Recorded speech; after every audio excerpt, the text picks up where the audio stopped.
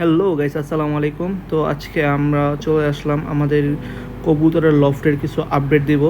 যেহেতু আমার এই পেজে বেশ কিছুদিন যাবৎ আমার কবুতরের লফটের কোনো আপডেটই দেওয়া হয় না।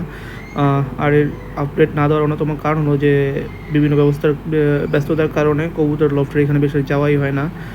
আর গতবার সিজনে যখন আমরা কবুতর পাল্লা করার পর সিজন শেষে আমাদের অনেকগুলি কবুতর মারা যায়।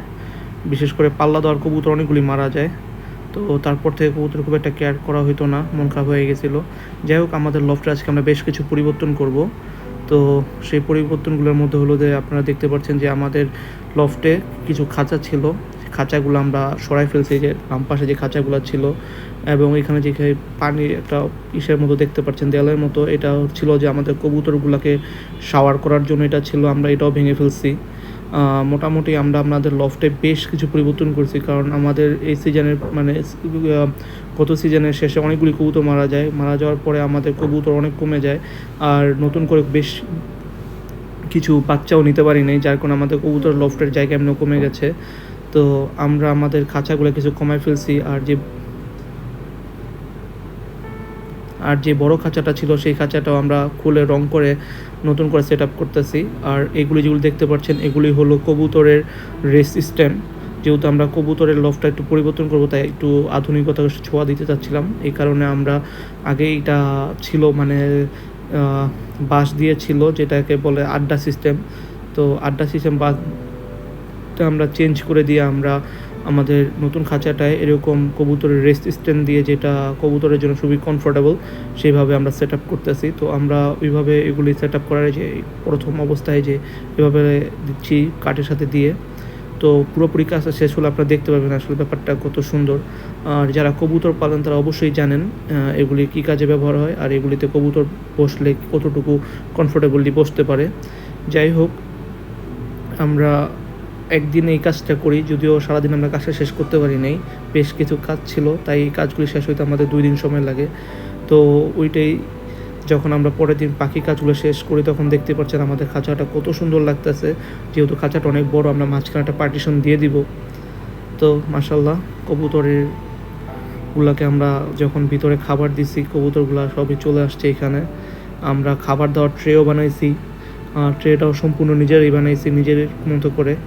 ইউটিউব থেকে ভিডিও দেখে এইভাবে আমরা ট্রেটা করছি। এইভাবে ট্রেটা করার কারণ হলো যে এভাবে করে দিলে কবুতরের খাবারটা খুব একটা ওয়েস্ট হয় না। আর এবার এছাড়া যখন আমরা ছালায় বা ট্রেতে খাবার দিতাম, তখন কবুতরের খাবার অনেক ওয়েস্ট হইতো, কবুতরের খাবার অনেক ফেলে দিত। কিন্তু এইভাবে করে দেওয়ার কারণে কবুতরের খাবারটা যতই চেষ্টা করে এইটার থেকে আর পড়ে না, তো খাবারের ওয়েস্টটা খুব একটা হয় না বললেই চলে। যাই হোক, আলহামদুলিল্লাহ।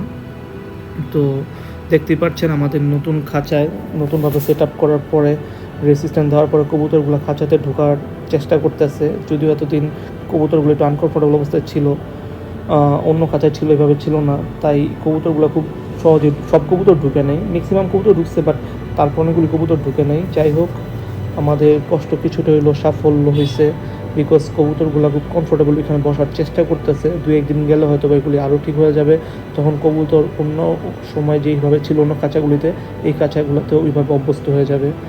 তো কাজ প্রায় শেষ। তো আপনারা দেখতে পাচ্ছেন যে এই জায়গাটা কতটা অগোছালো ছিল আগের ভিডিওগুলিতে। এখন মোটামুটি মাশাল্লাহ জায়গাটা ক্লিন করার পরে, আশেপাশে খাঁচা কমানোর পরে জায়গাটা অনেক ফ্রিও হয়েছে, আর দেখতে অনেক সুন্দর লাগতেছে। যেহেতু আমাদের আগে অনেক কবুতর ছিল, তাই খাঁচার ধাপটির প্রয়োজনও ছিল বেশি। যেহেতু আমরা এখন ডিসাইড করছি আমরা কবুতর কম পালবো, যেহেতু আমাদের গত সিজনে অনেকগুলি রেজাল্ট করা ভালো ভালো কবুতর মারা গেছে। তো আমরা ভাবছিলাম যে কবুতর কম থাক, বাট কোয়ালিটিফুল বেশি থাক। আর এমনি তো আমি খুব একটা সময় দিতে পারি না, কবুতরগুলো অন্য একজন পালে, তো তারা আমার মতো করে কেয়ার করতে পারে না, যার কারণে কবুতরগুলো অনেক ম্যাক্সিমাম সময় ঠিক মতো খাবার দেওয়া হয় না, যার কারণে আমরা কবুতরগুলো কমাই ফেলতেছি। কবুতরগুলো কমাই ফেললেও কবুতরগুলোর যত্ন নিতে সুবিধা হবে। তো সবাই আমার জন্য দোয়া করবেন। আজকের ভিডিও এই পর্যন্তই, সবাই ভালো থাকবেন।